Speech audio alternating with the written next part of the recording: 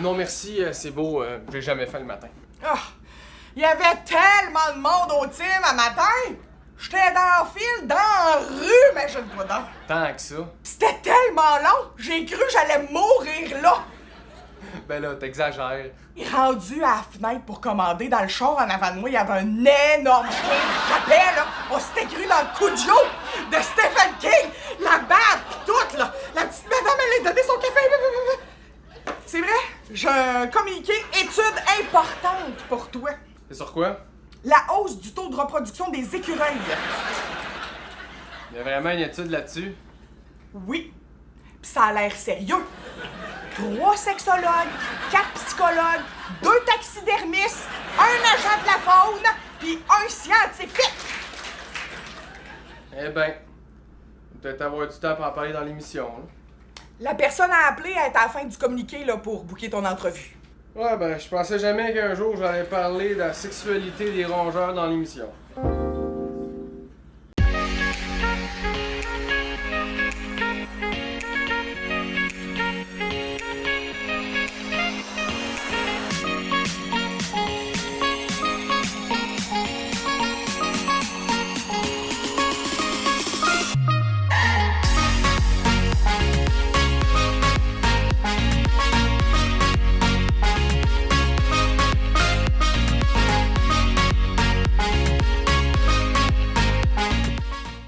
Bonne fin d'après-midi tout le monde, bienvenue à TVC l'été. Cette semaine, mon invité d'honneur, vous le connaissez, c'est presque sûr, c'est le député de la Matapédia, Pascal Bérubé, bonjour! Surprise! Bonjour Christophe. Tu vas bien? Très bien, c'est l'été. Ben oui, merci de venir à mon émission. Ça fait plaisir, on est dans la nature, on est bien. Oui. Il y a quelque temps, tu étais à l'inauguration des Jeux d'eau. C'est au lac Au-Saumon, si ma mémoire est bonne. C'est à Sébec. À Sébec, oui, c'est ça.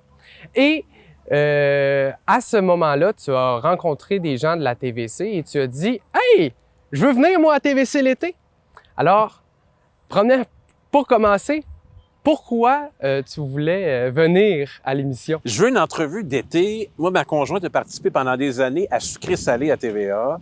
Puis là, l'été, il y a toutes sortes de concepts plus légers, puis on est bien, puis on n'est pas stressé. Et puis, je trouve ça amusant. Puis aussi, je suis assez fasciné que de la production télévisuelle l'été dans la Matapédia. C'est pas si courant que ça dans le monde de la télé communautaire. Et j'aime beaucoup l'antenne. Je participe tout au long de l'année à toutes sortes d'entrevues. Puis même, je fais l'objet de parodies en début d'année là, par le Bye Bye la TVC. Donc, beaucoup parce que je suis un téléspectateur de la TVC, puis parce que j'aime participer, puis ça me donne l'occasion d'échanger, de passer de l'information pour les gens que je représente, puis peut-être de me découvrir parfois de façon différente pour les gens que je représente. On va commencer à la base. Tu es né à Matane en 1975. Ouais. C'était quoi l'enfance de Pascal Bérubé? Une très belle enfance, un Matanais du quartier Saint-Rédempteur, donc le quartier où se trouve l'hôpital de Matane. Famille avec 2 garçons, plus vieux, mes frères, mon père enseignant au secondaire, ma mère travailleuse sociale à l'origine. Puis quand je suis né, elle a commencé à garder les enfants à la maison, donc que du bonheur pendant l'enfance. Et puis j'allais à l'école Zéno-Soucy, qui était l'école primaire avec le plus grand nombre d'enfants au Québec. Cette école-là, Zéno-Soucy de Matane. Et rien à signaler, sinon que très heureux d'avoir les parents que j'ai eus, de les avoir eus parce que je les ai plus maintenant, ils sont décédés, et que du bonheur. Est-ce que depuis toujours, tu avais en tête une carrière politique? Non. L'intérêt pour la politique, ça arrive, je pense, au secondaire, à la fin du secondaire, quand on me demande de me présenter pour le conseil étudiant de la polyvalente de Matane, en me disant, il y a une candidature qui est là, il est tout seul, il va être élu, mais nous, on pense qu'il ne devrait pas être élu, mais plus que ça, on pense que tu serais meilleur. Alors, il y a des jeunes, des adolescents qui ont fait campagne avec moi. J'ai fait un discours à l'auditorium, puis j'ai gagné l'élection. Puis après, je n'en ai pas perdu beaucoup, mais l'idée, c'est toujours la même. C'est de s'engager pour les autres. Ça, j'ai beaucoup aimé ça, puis je continue de beaucoup aimer ça. Il y a des sacrifices à faire, mais c'est très valorisant de s'engager pour les autres. Que ça soit dans une école secondaire, j'ai fait ça au cégep, j'ai fait ça à l'université, j'ai fait ça comme député à partir de 2007. C'est toujours ça. Mais je n'ai pas rêvé d'être député, mais le hasard est drôlement fait. Quand j'étais jeune, dans la rue où j'habitais à Matane, une rue résidentielle. Juste de l'autre côté de la rue, il y avait le bureau d'un député OK. qui était dans le sous-sol d'une résidence unifamiliale. Donc, j'ai été en contact avec ça, puis j'observais. Puis parfois à la télévision, ce qui se passait en politique, sans savoir qu'un jour, bien, je deviendrais un élu moi-même. Alors, c'est comme ça que ça s'est fait. Quand tu voyais là, des politiciens à la télé ou chez tes voisins, est-ce que tu avais une forme de curiosité? Premier souvenir, bon, je vais avoir 50 ans l'année prochaine, je ne veux pas surprendre personne. De toute façon, on l'a dit, je suis né en 75. Mon premier souvenir, c'est en 1983, il y avait une course pour élire le chef du Parti conservateur du Canada. Puis il n'y avait pas ni LCN ni RDI à l'époque, il n'y avait pas de télé en continu, donc il en parlait régulièrement, puis il y avait des tours de vote. Ça m'intéressait beaucoup. Il y avait des chapeaux en styrofoam, puis des pancartes avec des noms, puis là, ils se ralliaient, c'était intéressant. Mais ce que je voyais beaucoup à la télé à l'époque, c'est que le premier ministre, c'était René Lévesque. Alors quand René Lévesque apparaissait, c'était une figure importante, et je sentais que c'était quelqu'un d'important et d'inspirant. René Lévesque va être premier ministre de mon enfance à partir de 1976 jusqu'à 1985. Donc, une bonne partie de mon enfance, c'était lui le premier ministre du Québec. Et peut-être qu'inconsciemment, ça a eu un impact sur moi.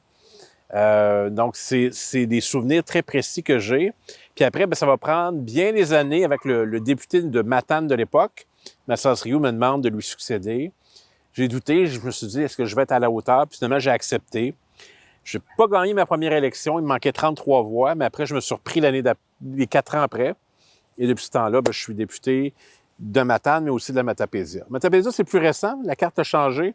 Depuis 2012, je suis député de la Matapédia. Tu en as fait mention, tes premières élections, tu les as perdues. Oui, très serré. Perdre ces premières C'est élections. épouvantable. Est-ce que tu t'es remis en doute? Pas à peu près. Je voulais plus. J'étais tellement furieux, triste, mais aussi furieux, je pense qu'il faut le dire, que je voulais tout abandonner. Je voulais plus faire de politique. Je voulais quitter la région. Puis tranquillement, déjà sur mon chemin, on dirait, était chargé de me donner des signes qu'il fallait continuer, que le meilleur était à venir. Je ne croyais pas, mais je me suis mis à y croire. Puis quand on commence à avoir confiance en soi, il n'y a rien qui peut nous arrêter. Et c'est exactement ce qui est arrivé en 2007. C'était un peu un match revanche. Et là, cette fois-là, j'ai remporté par 200 quelques voix. Et après ça, des majorités de plusieurs milliers, voire dizaines de milliers de votes. Ça a bien été, mais s'il avait fallu que j'abandonne, à l'époque, c'était fini. Peut-être que je ne serais plus dans la région. Je ne sais pas qu'est-ce que je ferais. Mais toutes ces personnes qui m'ont demandé de persévérer, ça a eu un impact sur ma vie. C'est pour ça que des fois, je dis à des plus jeunes, les paroles positives qu'on a pour vous lorsque vous êtes jeune peuvent avoir un effet incroyablement mobilisateur pour la suite de votre vie. C'est vrai. Alors, tout le monde a du potentiel, pas pour faire les mêmes choses. Il faut croire en eux, puis tout est possible. Le 9 juillet dernier se tenait à Albertville une rencontre d'information sur le nouveau projet d'atténuation des feux de forêt qui touche les domiciles. Ce projet est une mesure de protection pour la municipalité d'Albertville. Oui, effectivement. C'est un projet là, pour mettre en place, c'est un programme qu'on a eu du ministère de la Sécurité publique pour mettre en place des mesures d'atténuation pour contrer les possibles feux de forêt. Donc, on sait qu'avec notamment la saison 2023 au Québec, qui ont été désastreux, notamment sur la Côte-Nord, au niveau des feux de forêt, bien, on veut se protéger davantage, protéger le noyau villageois, protéger nos biens, protéger les gens, évidemment. Donc, on a réussi à avoir ce programme-là, ce projet-là, pour mettre en place ces mesures-là. Pourquoi avoir organisé une soirée d'information? Bien, c'est important là, de renseigner les gens, de pouvoir informer les gens, répondre aux questions des gens lorsqu'on arrive avec un projet de cette ampleur-là qui va faire en sorte à mettre en place justement des mesures, peut-être sur leur terrain, dans les terrains limitrophes au périmètre urbain. Donc, c'est important justement de pouvoir informer les gens et notamment avoir tous nos partenaires avec nous, le ministère de la Sécurité publique, la SOCFEU, évidemment les gens de la municipalité sont là, et le service incendie de la MRC qui est là également ce soir. Comment atténuer les risques de feux de forêt touchant nos domiciles? Bien, c'est surtout à proximité des maisons, le paillis. Beaucoup de gens mettent du paillis de cèdre, éviter de placer du paillis trop proche des domiciles. Les accumulations, on a parlé tout à l'heure de bois de chauffage à proximité de la maison. Tout ce qui est brindilles, essayer d'éviter qu'il y ait autour des maisons ce combustible-là qui peut allumer facilement. Quelles sont les causes des feux de forêt? Souvent, malheureusement, on a la foudre, beaucoup, mais on a des causes humaines. Des gens avec des cigarettes, des choses de même. Quand c'est énormément sec, ça arrive que des feux soient allumés par l'être humain. Mais il y a beaucoup de foudre aussi. Pour ce projet, vous avez eu droit à une subvention. Oui, le programme nous accorde 269 000 avec la participation financière de la municipalité. Donc, ça va être un projet de 300 000 Ces argents-là vont servir notamment à des travaux qui peuvent être de l'éclaircie de la forêt. On ne parle pas nécessairement de coupe à blanc dans ces cas comme ci, mais ça peut être de l'éclaircie, ça peut être différents types de travaux qui vont faire en sorte pour mettre en place les mesures d'atténuation. Comment se fait le projet d'atténuation des risques de feux de forêt? C'est quoi les étapes?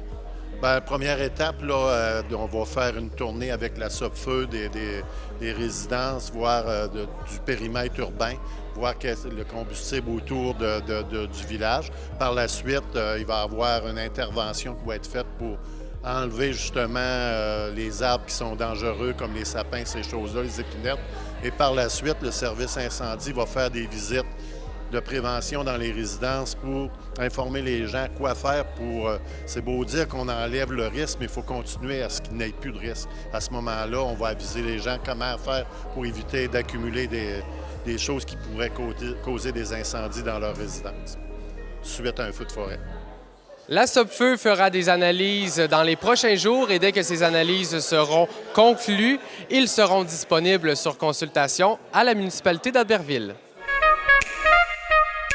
Cet été, le camping d'Amqui s'est vu décerner un prix pour son projet Un arrêt camping pour tous. Quel est le projet Un arrêt camping pour tous? Le projet Un arrêt camping pour tous, c'est en fait dans tous les nouveaux programmes et toutes les nouvelles améliorations qu'on apporte au camping sur les 4 dernières années, on favorise l'accessibilité pour que tout le monde puisse en profiter. D'où vous vient cette initiative? C'est parce qu'il y a de plus en plus de gens qui ont un handicap et puis on estime que c'est normal que tout le monde puisse profiter de toutes les infrastructures, qu'on soit ou en fauteuil roulant ou avec des problèmes de mobilité. C'est pour ça qu'on a fait des terrains de camping qui sont aplanis, on fait des accès avec des rampes pour les fauteuils roulants. On essaye vraiment de faire de l'inclusion dans tous nos nouveaux projets. Cette année, vous avez participé au prix Inspiration. Quels sont ces prix?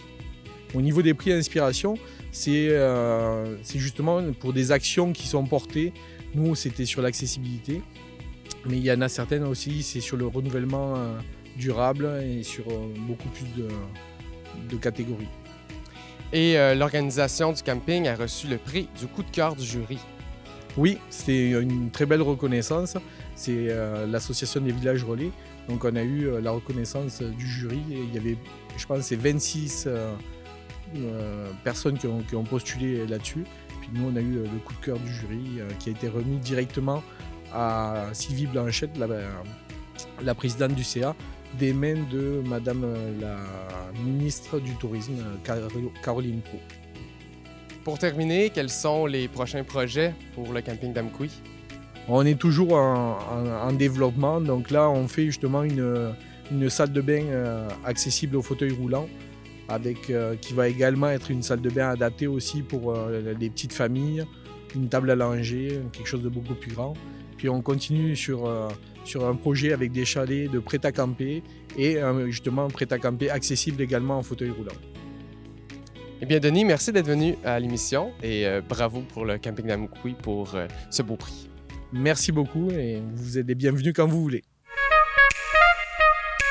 quand on pense à Pascal Bérubé ou qu'on voit Pascal Bérubé, la première chose qui nous vient à l'esprit, c'est politique. Justement, on a commencé l'entrevue en parlant beaucoup de Pas mal. politique, mais tu nous en as caché une bonne. Ah oui? Oui, tu as déjà fait ma job. Oui. Alors, Ouais, et Au volontairement. début des années 2000. Absolument. Mais il existe des enregistrements de ça. Vos amis de Nous Télé chez Cogeco à Matane ont certainement ça quelque part. Alors, après la défaite de 2003, ben je voulais m'engager. Alors, je me suis rendu disponible pour animer une émission d'affaires publiques. On appelait ça Télé Cogeco à l'époque. Et c'était diffusé à Matane, puis quelques villages autour, Saint-Ulrich, Saint-Luc, où j'avais des invités. Des fois, c'était dans un bar. Une fois, c'était chez nous. J'ai même animé une soirée électorale de la ville de Matane. J'ai fait ça pendant peut-être 1 an ou 2. J'ai beaucoup aimé ça. Alors, avec des caméras, avec des micros, avec une préparation, une infographie. On parle de 2004-2005, là. J'ai beaucoup aimé ça. Alors oui, j'ai fait ça. Et c'est une belle expérience, mais j'ai été très souvent de l'autre côté de la caméra. J'ai eu des interviews à peu près de tout le monde au Québec. Je suis allé 2 fois, tout le monde en parle. Je suis allé sur des grands plateaux. J'ai fait beaucoup d'entrevues dans ma vie. Mais j'ai aimé aussi poser des questions. Qu'est-ce que tu aimais de l'animation? Bien, j'aimais poser les questions que je souhaitais que les intervieweurs posent, mais qu'ils ne posaient pas. Des fois, j'étais un peu frustré. Je disais, voici la question que moi, j'aurais aimé poser, mais je les posais, ces questions-là. Alors, c'est un métier que j'aurais aimé faire, journaliste, je pense. Beaucoup. Beaucoup de respect pour ça. Puis j'ai une haute opinion de ce que ça devrait être aussi, le journalisme. Donc, j'étais heureux de poser mes propres questions. Puis encore aujourd'hui, il m'arrive de souffler à la télévision, qui ne m'entend pas, les questions que j'aimerais qu'elles soient posées. Est-ce que ça pourrait être envisageable d'un jour te revoir à la barre d'une émission quelconque?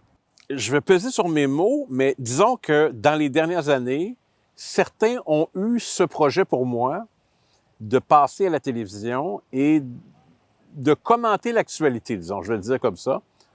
On m'a fait des offres dans les réseaux de communication, plus d'un, et je les ai refusés. D'après, je me retrouve devant vous aujourd'hui, à nouveau. Donc, c'est quelque chose qui m'intéresse, mais je ne pense pas que c'était fait pour moi. Mais j'ai eu des offres qui auraient fait en sorte que je ne sois plus député ici.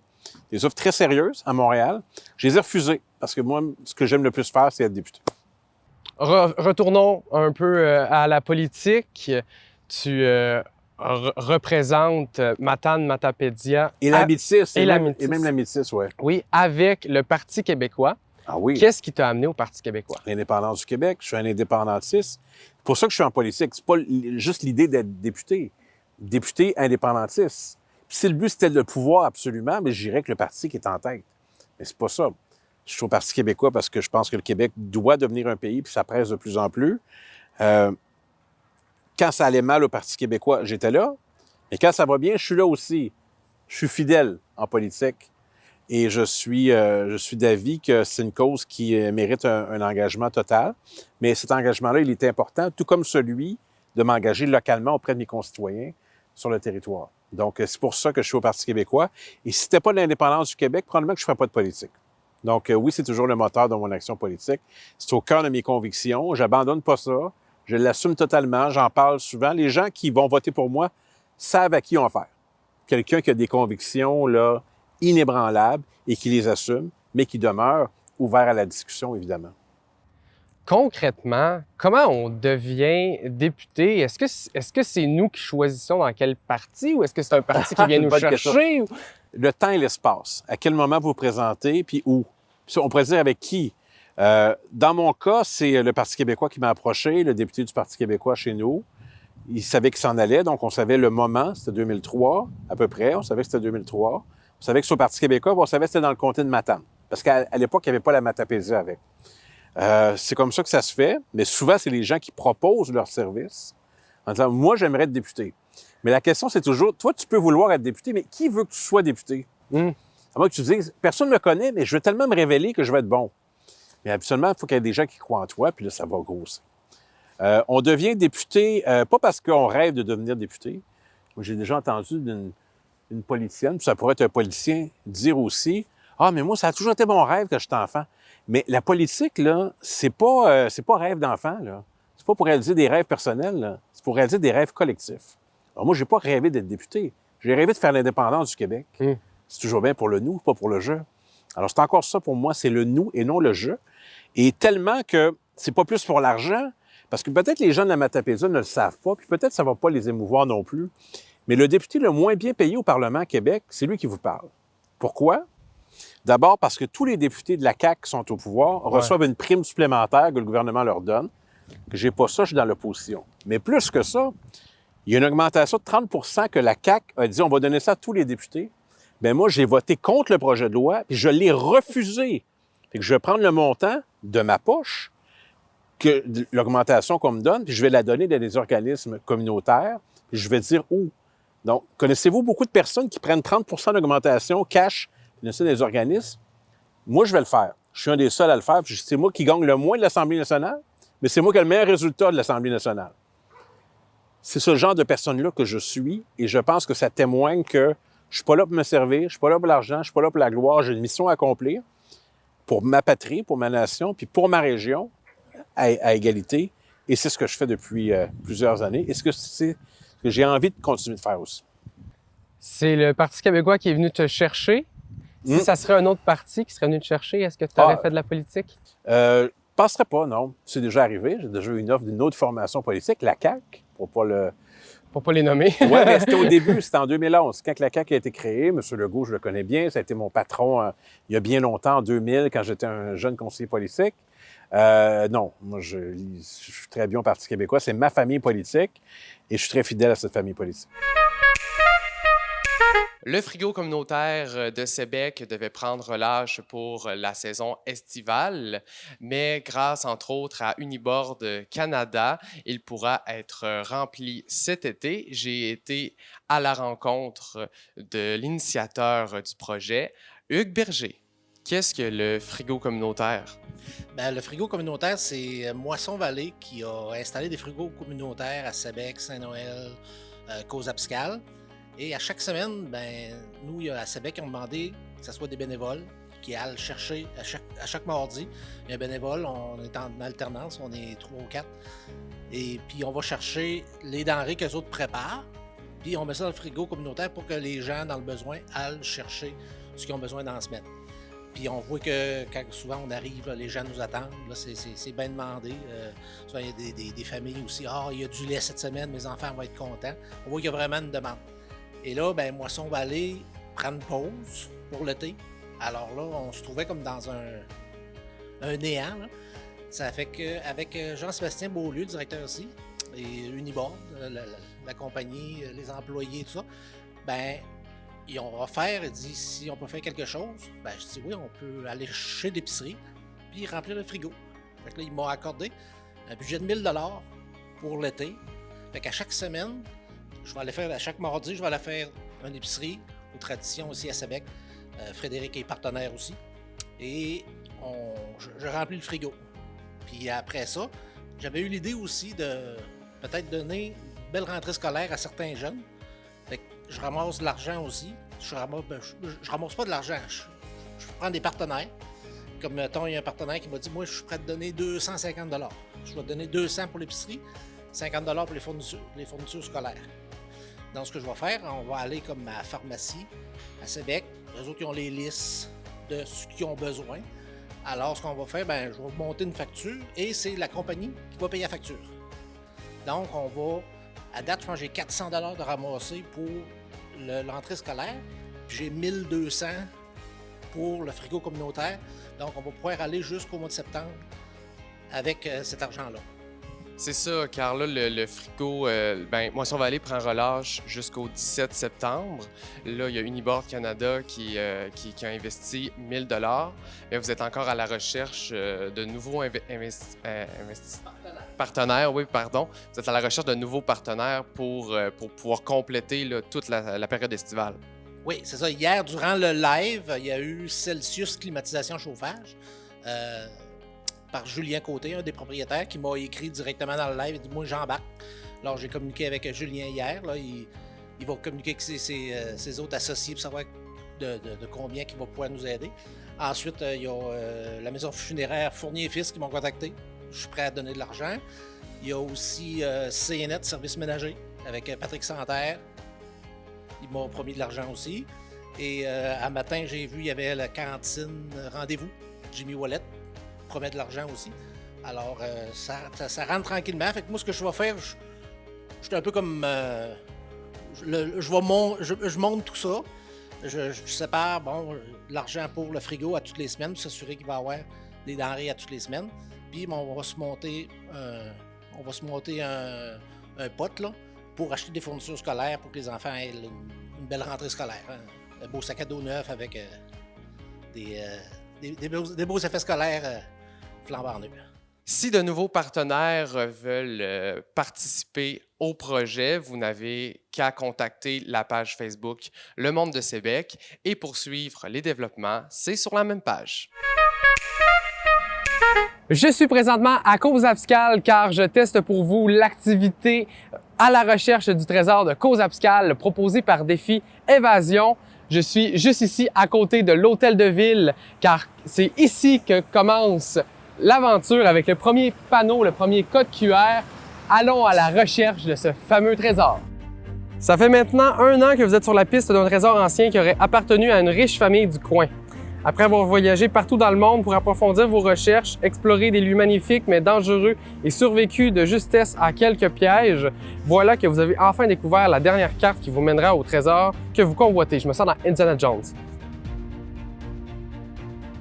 Donc la carte m'indique d'arriver ici, à l'église, et d'aller à la prochaine étape une fois arrivé sur place.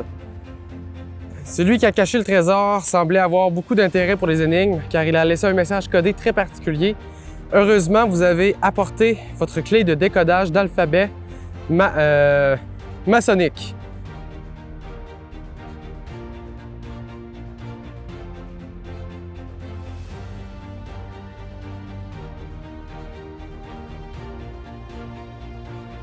Le prochain point sur la carte m'amène ici, au parc Les Fourches, près de la rivière Matapédia.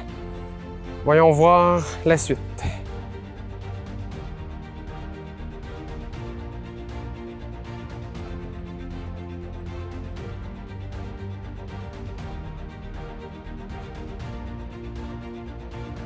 C'est sûr que ça a rapport avec le parc. Riazec, non pas Riazec. Ça veut rien dire, Riazec. On l'a eu. Bon. Nouvelle piste. Faut aller à Matamaja.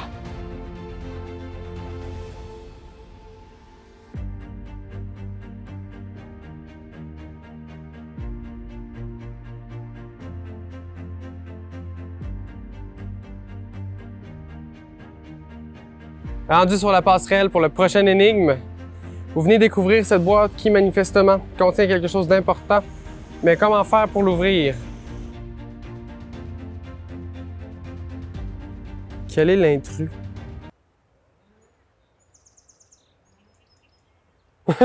Aucune idée, mon cher. La dernière piste mène au trésor. On s'y approche. Félicitations, vous avez complété le parcours à la recherche du trésor de Cause Abscale. On l'a eu. C'est une belle activité pour marcher. C'est sûr. Y allez-y peut-être pas dans une journée chaude comme la journée où on l'a fait parce que, mettons que ça donne très chaud très vite, mais ça montre, on s'en rend quand même à plusieurs endroits dans Cause Abscale. Puis les énigmes sont simples une fois que tu les as comprises, mais il y a quand même un temps de réflexion à chaque fois. On a dû le faire en ça, à peu près 1h30, donc une bonne petite activité à faire entre amis, en famille, ou même tout seul. Tout ce que ça prend, c'est une connexion Internet, votre téléphone, votre tablette. Je conseille sur tablette, téléphone, avec le soleil, des fois, c'est un peu plus complexe. Mais oui, une autre belle activité à faire dans la Matapédia cet été. Petite statistique, c'est le moment statistique. Oui. En 2022, aux élections, tu remportes avec 67 % des votes. En 2018, c'était 69 % des votes. Selon toi, en quoi la confiance des citoyens t'est attribuée? Je sais pas, c'est quand même des chiffres c'est fort, c'est les 2/3 des électeurs, c'est beaucoup. C'est impressionnant. Quand on a 5 partis politiques, là, bon, je dirais que les votes que j'obtiens vont bien au-delà de la formation politique que je représente ou de l'option pour l'avenir du Québec que je représente. Les gens votent beaucoup pour l'homme aussi. Je pense que j'assume ce que je dis, je livre des résultats, j'ai des convictions, comme j'ai dit, qui sont inébranlables. Et les gens comparent avec les candidates à chaque élection, puis ils disent qui est la meilleure personne pour nous représenter à Québec, mais au quotidien ici. Puis ils disent on est satisfait de son travail. C'est pas simple. 2/3 de l'électorat, il n'y a personne qui fait ça au Québec. Donc, je suis très sensible à ce message-là, puis j'essaie d'être à la hauteur, puis je ne m'assois jamais là-dessus. Il n'y a pas un député qui fait plus de visites que moi, qui est plus disponible toutes les fins de semaine, qui prend jamais de vacances, c'est connu, qui même, genre la fête nationale, au lieu de faire une activité, j'en fais 12 sur 2 jours. Personne qui m'oblige à faire ça, c'est moi qui fais ça. Donc, j'ai mis la barre très, très haute parce que je considère que les gens de chez nous méritent un député à cette hauteur-là. Il y en a eu de très dévoués avant moi. Je pense à Mme Doyen, entre autres, qui a fait un travail exceptionnel pendant 19 ans. Moi, j'ai mis la barre la plus haute.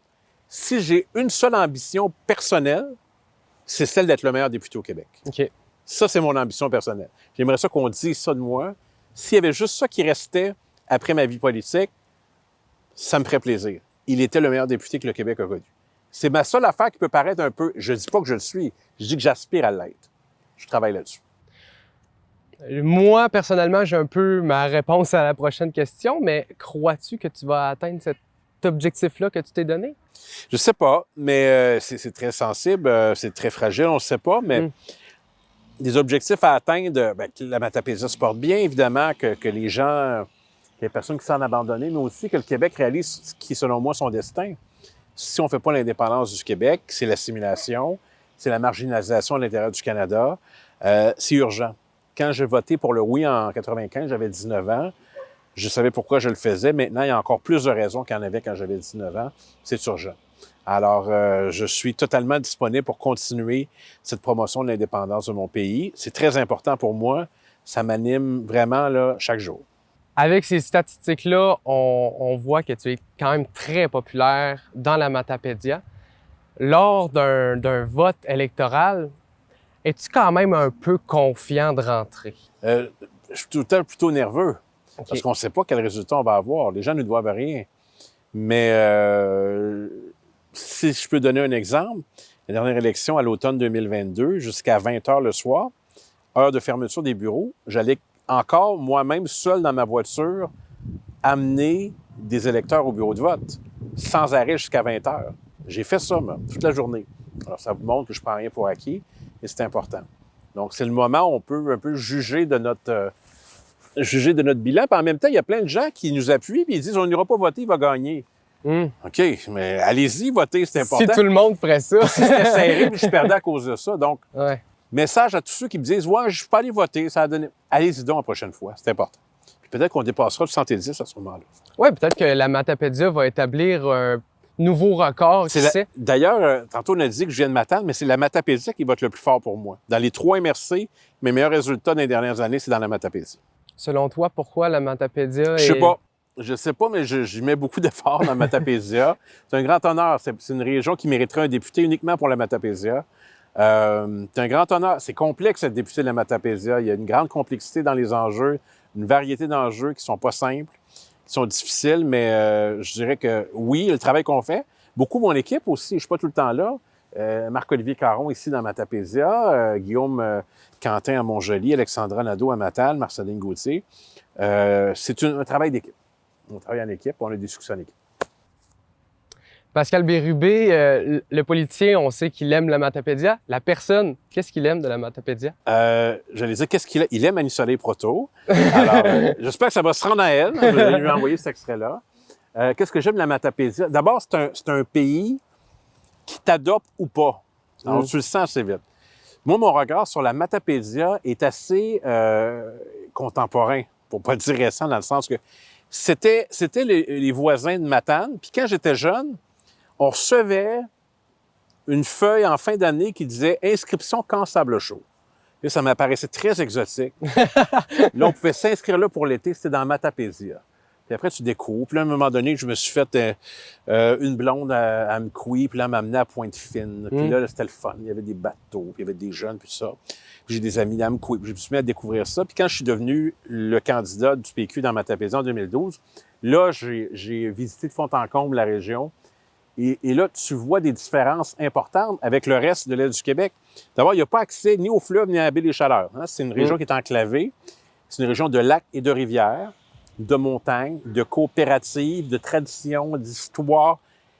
Il y a beaucoup de choses très distinctes de la Matapédia. S'il y avait là un rayon X à passer sur la Matapédia, c'est une région qui est très particulière. Il y a une vidéo magnifique qui a été faite sur la Matapédia que j'ai vue dans les dernières années qui décrit ça. Là, c'est fantastique. Je pense que l'âme de la Matapédia est toujours là. Qu'est-ce que j'aime de la Matapédia? J'aime le monde. Les Matapédiens, Matapédiennes. Tu sais, on a remarqué que c'est ni des Gaspésiens, ni des Bas-Laurentiens. Si on leur demande, ils vont dire on est des Matapédiens. Ouais. C'est comme un pays en soi. J'aime l'idée. Je suis présentement avec l'auteur Jean-François Leblanc qui a lancé en mars dernier son roman Pression atmosphérique. Bonjour Jean-François, ça va bien? Oui, ça va bien, merci, bonjour. Tout d'abord, ton roman, c'est une histoire de traumatisme, d'une famille qui est déchirée. Qu'est-ce qu'on peut attendre de ce roman? Bien, c'est un roman, dans un premier temps, qui, oui, s'intéresse à une famille qui est aux prises avec des conflits intergénérationnels entre les parents, d'une part, et le frère aîné, et entre la sœur et le frère plus jeune et le frère aîné également. Il y a des traumatismes qui sont, au fond, reliés au passé militaire du père, qui a fait le Vietnam. Et c'est un roman qui nous permet aussi de voir tout le Canada, parce qu'on se promène dans toutes les provinces et tous les territoires, parce que justement, les personnages vivent d'une manière assez éloignée les uns des autres, pour des raisons qui sont propres justement là, à cette histoire de famille là, qui cherche au fond à se réconcilier. C'est ton 4e roman. Oui. Pour celui-ci, quelles sont tes inspirations? Dans un premier temps, la toute première inspiration, ben, ça a été celle du territoire. Parce que une large partie de ce roman-là a été écrite durant la pandémie, alors que nous étions tous et toutes confinés, plus souvent qu'autrement. Et donc, pour me changer un peu les idées, là, j'utilisais Google Maps, là, et puis je me promenais. J'allais dans des endroits que j'aurais voulu voir, que j'aurais voulu visiter. Et ça m'inspirait beaucoup de découvrir parfois des villes importantes, comme Vancouver, à titre d'exemple, mais aussi des parcs nationaux comme Banff, pour citer celui-là. Alors, ça m'a fortement inspiré. D'autre part, il y a évidemment des enjeux contemporains là, liés à ce qu'on vit tous. Là. La pandémie n'est pas évoquée dans le roman parce qu'on en a juste trop parlé. Là. Je pense qu'on avait tous besoin de mettre ça derrière nous. Mais parfois, au gré des pages, là, on voit des rapports à la politique qui apparaissent, des enjeux économiques, des enjeux climatiques, des enjeux aussi technologiques et aussi des enjeux médicaux qui viennent exercer une pression sur chacun des personnages qui fait en sorte qu'ils ont un peu de la difficulté à se projeter dans l'avenir parce que l'avenir leur apparaît, disons, d'une manière plutôt sombre, si je peux dire. Donc, souvent aussi, ils ont tendance à se remémorer des périodes passées de leur histoire, soit parce qu'elles étaient plus heureuses pour certains d'entre eux, et puis pour d'autres, parce qu'elles étaient plus sombres et qu'ils auraient voulu pouvoir mettre davantage de lumière sur ces périodes-là pour mieux, disons, les oublier au final, faire la paix avec ces périodes-là. Donc, c'est un peu tout ça qui est à l'épicentre de mon inspiration là-dedans. Ton livre est disponible au Canada, mais aussi en Europe. Oui, j'ai signé chez Robert Laffont, division Québec-Canada, mais qui est rattaché à la Maison Mère à Paris. Et c'est Interforum Éditis Canada qui diffuse le roman à la fois donc au Québec, dans tout le Canada, dans toute la France et en Europe également. En France, le roman est sorti dans plus de 500 librairies. Là, il est physiquement présent là, sur place. Donc, c'est un peu vertigineux, mais c'est quand même c'est une belle réussite là, pour plusieurs années de travail. Cet été, tu fais des séances de rencontres à quelques endroits, dont Matane, Amqui, Nourkishman et Rimouski.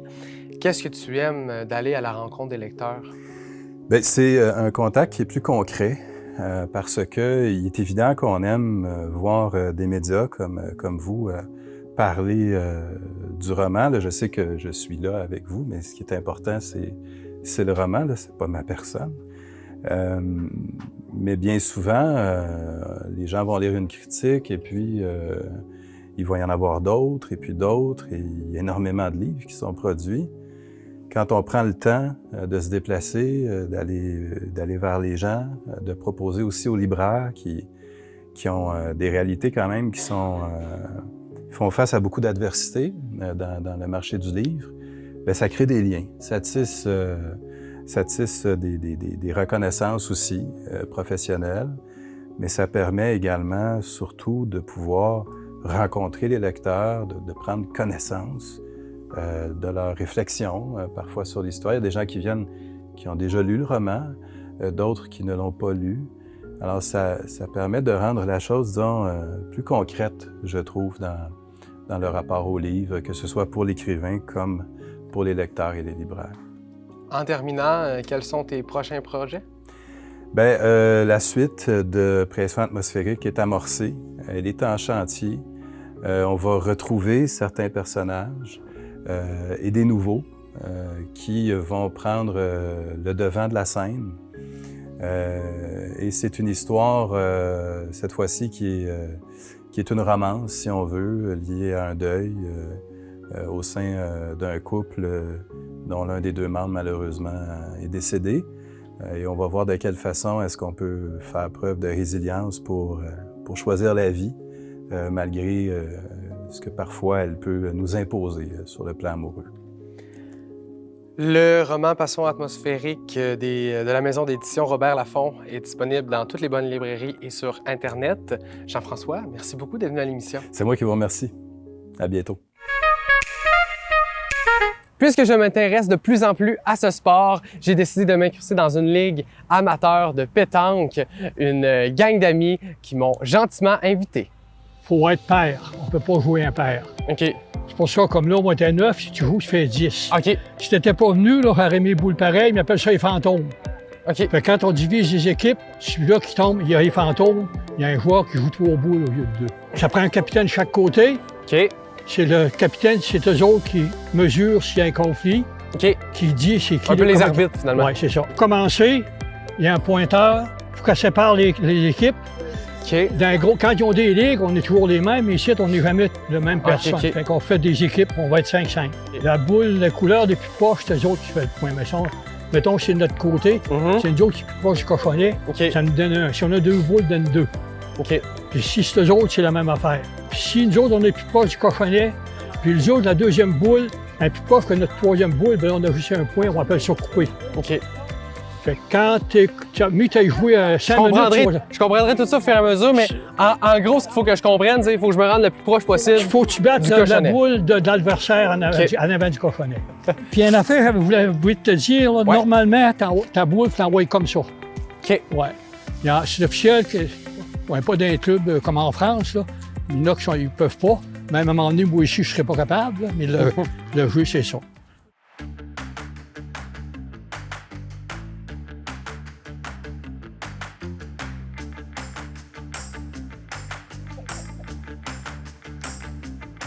Ah! J'essaie de passer par-dessus tout le monde, mais...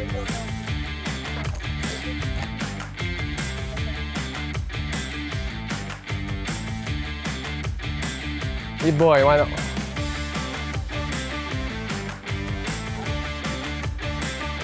T'as encore à nous autres à jouer.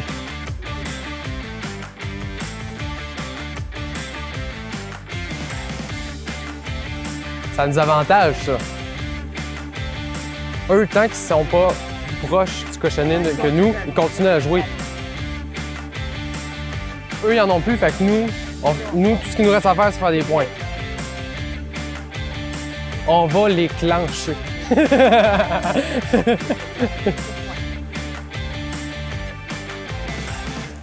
Et j'ai pas le visou.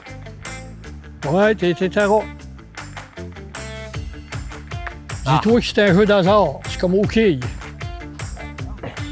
Faut que tu pousses Camille.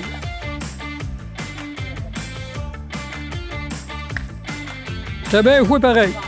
Gaurel, elle a un point. Ouais. Ça, c'est la sienne. Ça, c'est encore un de vos joueurs, fait 2 points. Puis là, c'est une autres qui coupe ici. Fait qu'ils ont 2. 2.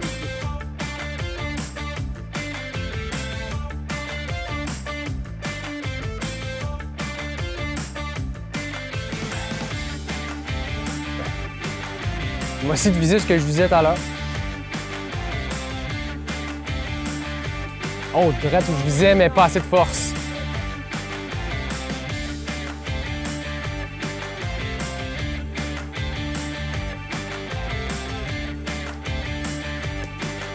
Oh! Coupé!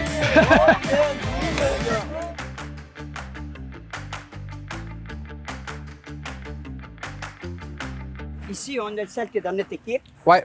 Celle-là, on a un point. Il y a toi. Ouais. Ici, c'est 2. C'est nous autres qui coupent. C'est les autres qui coupent. D'accord, je comprends. Fait qu'on a 2 points. OK. Bon, c'est bon, ça. Elle est bonne. Elle est bonne? C'est beau. Parfait, ça.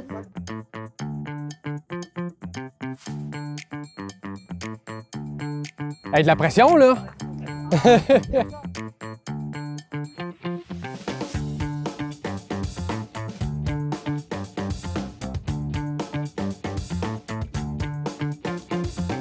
Oh! Ah. C'est ça que j'essaie de faire depuis le début de la game.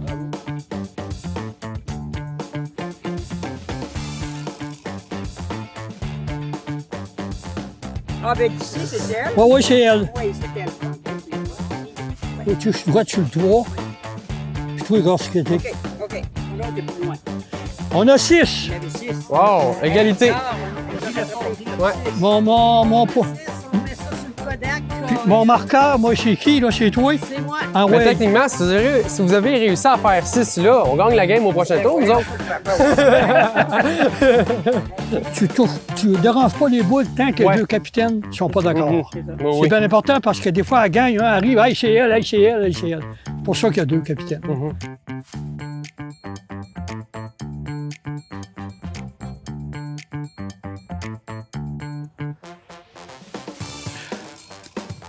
Vas-y, Gaston.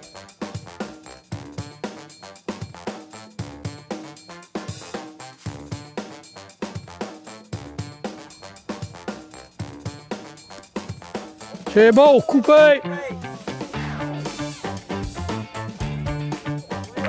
Coupé. C'est coupé, ça? T'apprends vite. Tu vas, moi, j'ai un point, j'ai un autre point, puis c'est toi qui coupe. C'est moi qui coupe. OK. Sans ça, on aurait eu 4. C'est encore à nous autres. Je suis, hein, vous voyez.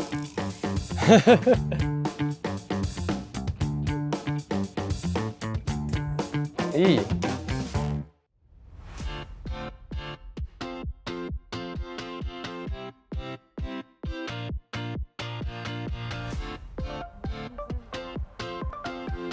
Trop fort. Beaucoup trop fort.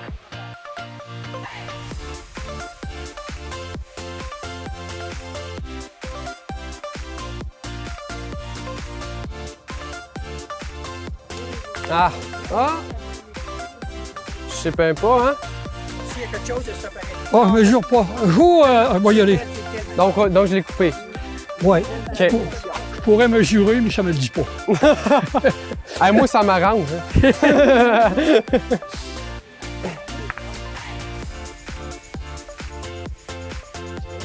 Wow! Ils ont 1 point. Non, c'est correct. Un point. Un point, puis leur équipe coupe en arrière. C'est là, il faut que tu joues. OK. T'arrêtes de glisser dessus, t'es bon. Parce que ça, c'est nous. Ouais. Puis Ça, c'est vous. Ouais, c'est Fait que ça. ça coupe. Puis ça, c'est le point. ça marche.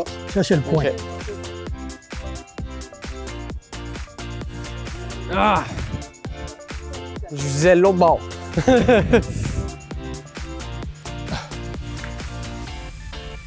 J'aurais pogné, j'étais bon.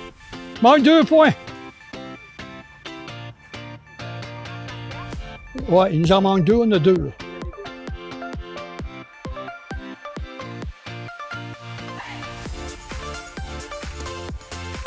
Oh mon Dieu, c'était beau ça!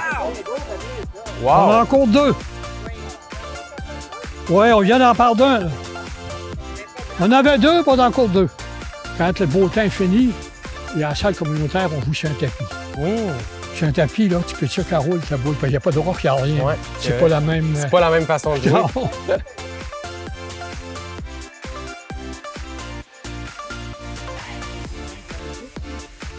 Ah.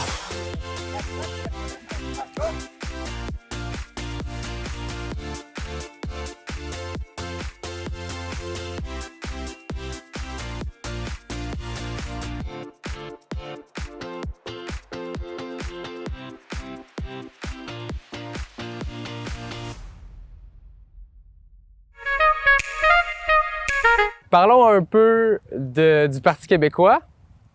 On commence à en parler là, de plus en plus, là, selon un sondage léger. 34 pour le Parti québécois, 22 pour la CAQ, qui serait juste en dessous du Parti québécois. Comment tu réagis face à la montée du Parti québécois au Québec? Avec enthousiasme. Il faut savoir d'où on part. Avant l'élection de 2022, donc il y a à peine 2 ans, même période, mettons, il y a 2 ans, on était à 9 on était à 34 quasiment 4 fois plus. On dit qu'on était mort, là, on est le prochain gouvernement. Comme quoi, avec du courage, des convictions et de la persévérance, on y arrive. C'est beaucoup grâce à Paul Saint-Pierre Plamondon, qui fait un travail exceptionnel, qui est inspirant, que les Québécois désignent comme étant la personne qui devrait être premier ministre présentement dans tous les sondages. Un premier ministre en attente, qui a 20 ans plus jeune que le premier ministre actuel, qui est d'une autre génération. Ça m'inspire comme à mes premiers jours au Parti québécois. Donc, c'est ce qui contribue à ça. Il y a un côté romantique aussi à ça. On était 3 députés à affronter une armée, mais on s'est assumé. On est 4. On a gagné un comté qu'on n'avait jamais gagné en 50 ans. Donc, Sainte-Foy accéléré à Québec. Tout est possible à partir de maintenant. Et si on continue, puis je pense qu'on va continuer, les points qu'on gagne, on ne les perd pas. Les probabilités que dans un peu plus de 2 ans, on forme le gouvernement du Québec sont réelles. Et un gouvernement indépendantiste qui va totalement s'assumer.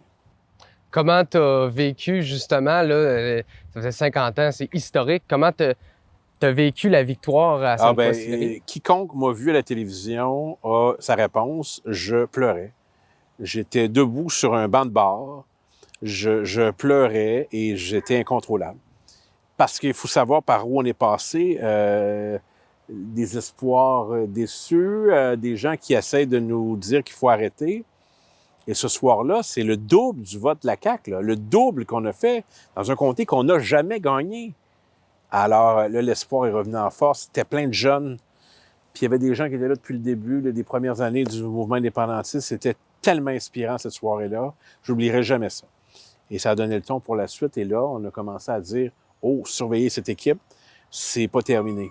Alors, effectivement, je pense que c'est une bonne conclusion. C'est pas terminé. À suivre. Tu en as brièvement parlé, tu en as fait mention, là, potentiellement le Parti québécois au pouvoir. Est-ce qu'on pourrait commencer à penser à ça pour dans 2 ans? S'il y avait une élection aujourd'hui, ce serait nous. C'est pas aujourd'hui, c'est dans un peu plus de 2 ans, mais c'est très envisageable. Le gouvernement de la CAQ, ça va faire 8 ans en 2026. Il y a de l'usure. Je pense qu'ils vont avoir donné ce qu'ils avaient à donner, en tout respect pour ce gouvernement. M. Legault va probablement envisager éventuellement de quitter aussi. Ça va être la fin d'un cycle et le début d'un autre. Et je pense que les choix sont très clairs en matière de langue, en matière d'économie, en matière de valeurs qui animent la société québécoise. Il est urgent de prendre une décision collective pour notre avenir. Et le Parti québécois a le courage de poser cette question à nouveau, contre toute attente. Les gens qui croyaient que c'était terminé, non. Il y a des revirements dans l'histoire. Celui-là est majeur et il arrive plus tôt qu'on pense. Si le PQ serait au pouvoir, tu voudrais avoir quel ministère? Celui d'être le député de Matane-Matapédia. C'est le seul poste que j'exige de maintenir. Pour le reste, l'idée est toujours la même. C'est d'être utile à mon équipe. Je n'ai pas besoin d'être en avant pour être utile. D'ailleurs, je l'ai été en avant. J'ai été 2 ans chef par intérim. Pour le reste, j'aime mieux pas me poser ces questions-là À nouveau, je réfère à ma volonté. C'est pas le « je », c'est le « nous ». Donc, moi, j'ai pas besoin d'honneur. J'ai plus d'ambition pour ma région que pour moi-même. Alors, ça m'a toujours guidé. Je pense que c'était la bonne attitude à avoir. Si le Parti québécois arrive au pouvoir dans 2 ans, à quoi on peut s'attendre dans la Matapédia, mais aussi au Québec? Gouvernement des régions, très, très près des réalités des régions. Gouvernement vraiment nationaliste pour vrai, tellement qu'il était indépendantiste. Beaucoup plus près des réalités sociales, très empathique, très sensible. Gouvernement compétent aussi. Un gouvernement qui sait compter et qui est vraiment beaucoup mieux que ce qu'on trouve présentement, parce qu'on mérite mieux. Que vois-tu de la souveraineté? Paul Saint-Pierre Plamondon en parle beaucoup. C'est quoi ton avis? Bien, je pense qu'il fait bien d'en parler parce qu'il n'y aura pas de surprise sur personne, on s'assume. Puis en s'assumant, on est premier. Donc, c'est payant d'être authentique et d'être honnête. On l'est. Et en quoi, selon toi, ça serait important d'avoir une souveraineté québécoise? Pour passer du statut de locataire à celui de propriétaire, pour décider notre avenir, pas avoir à attendre à Ottawa sur l'immigration, sur la langue, sur le financement de la santé et surtout, pas besoin d'Ottawa. Les Québécois, on est assez forts, on est assez brillants, assez créatifs pour s'administrer nous-mêmes. Ça s'appelle être un pays. Toutes les nations qui ont accédé au statut de pays, il n'y a personne qui a regretté. Ce sera la même chose avec le Québec. On est capable. Est-ce que, parce que Paul Saint-Pierre Plamondon en parle beaucoup, là, ça serait bon pour la protection de notre langue, de notre culture, de notre éducation. De notre économie aussi. De notre économie aussi. En quoi concrètement ça pourrait nous protéger? Bien, d'abord, de prendre nos décisions nous-mêmes, de ne pas être soumis à des intérêts qui vont jusqu'à Vancouver. Je dis de notre économie parce qu'on ferait des choix selon nos valeurs à nous. Ce serait bon pour l'environnement. La question de l'environnement était pas très présente au référendum de 1995. Ça nous permet aussi de revoir nos relations avec les Premières Nations. Donc, la loi fédérale s'appelle la loi sur les Indiens. J'invente pas ça. C'est une loi vraiment scandaleuse. Une définition de relations des peuples d'État à État. Il y a tellement de bonnes raisons de devenir indépendant. Et pour tout le monde est québécois. Et on serait tous du peuple fondateur du pays. Moi, je trouve que c'est très emballant, notamment pour la jeunesse québécoise. Alors, on a besoin de tout le monde. Puis si on y travaille, on va y arriver. Je suis convaincu que ça va arriver. J'entends souvent souvent dire là, dans mon entourage, sur les réseaux sociaux, dans les médias traditionnels, que s'il y aurait un référendum, ça serait complexe d'avoir le oui. Est-ce que... Non, pas tant que ça. Est-ce que l'idée d'un référendum, c'est encore envisageable au Québec? C'est ça le piège. Et si oui, pourquoi? C'est ça le piège, c'est de parler de référendum. Moi, je parle d'indépendance. Je ne suis pas un référendiste, je suis un indépendantiste. Référendum, c'est quoi? C'est une consultation. On veut y aller, on ne veut pas y aller. C'est juste ça. Mm-hmm. Puis ça se fait dans toutes les nations évoluées de la Terre. Donc, le piège de dire référendum, non. On est capable d'y arriver. On était à 30 000 voix d'un pays en 1995. On était pas mal plus loin que ça en 80. C'est une idée qui progresse. Moi, je pense qu'on va y arriver. Alors, il y a plus de bonnes raisons. Il y en avait de très bonnes en 80, en 95. Il y en a encore plus aujourd'hui de devenir indépendant. Moi, c'est un défi que je suis prêt à relever. Pascal Bérubé, tu le mentionnais au début de l'émission, c'est l'été. Oui. Qu'est-ce que Pascal va faire cet été? Il va faire beaucoup de bureaux encore. Il va se promener dans son comté, il va participer à des festivals, il va aller dans les marchés publics, il va se promener avec sa conjointe, il va aller avec elle ailleurs au Québec voir des amis qu'on ne voit pas souvent dans l'année. Il va faire des ventes de garage, parce que je suis un passionné des ventes de garage. Je pense que les gens commencent à le savoir. Ça en avait déjà fait mention à l'émission. Oui, ils sont toujours surpris ou de moins en moins de me voir arriver. J'en fais beaucoup, j'adore ça. J'achète des objets très précis, puis beaucoup pour les donner à d'autres. Okay. Je sais ce que les autres collectionnent. Je suis très généreux là-dessus. Donc, si tu trouves des films, tu peux toujours m'en donner. Il faut me donner la liste. Je vais la mettre dans mon téléphone. J'achète des choses pour tout le monde. C'est bon. Alors oui, c'est ça que je fais pour mon été. Eh bien, merci beaucoup d'être venu à l'émission, de m'avoir donné ce temps pour l'émission. Et je te souhaite un bel été, un été chaud, un été beau, un été dans le plaisir. Oui, puis un bon été à vos téléspectateurs, aux Matapédiens, Matapédiennes. Et on se revoit cet automne. Peut-être pas directement à l'écran, mais nous deux, mais les téléspectateurs de la TVC, si essentiels à notre région, on sera au rendez-vous. Et voilà, ceci complète l'émission d'aujourd'hui. Pour la revoir, ça se passe sur notre chaîne YouTube. Pour rester informé de l'actualité matapédienne et de l'actualité de l'émission, je vous invite à vous abonner à l'infolettre. Et nous, on se voit vendredi prochain pour un autre épisode de TVC l'été. Mais il s'est passé des trucs et je vais vous les dire. Ça sera pas long. Avec je vais reprendre la question. Pour son projet, un camping... Ah merde! Un arrêt camping pour tous.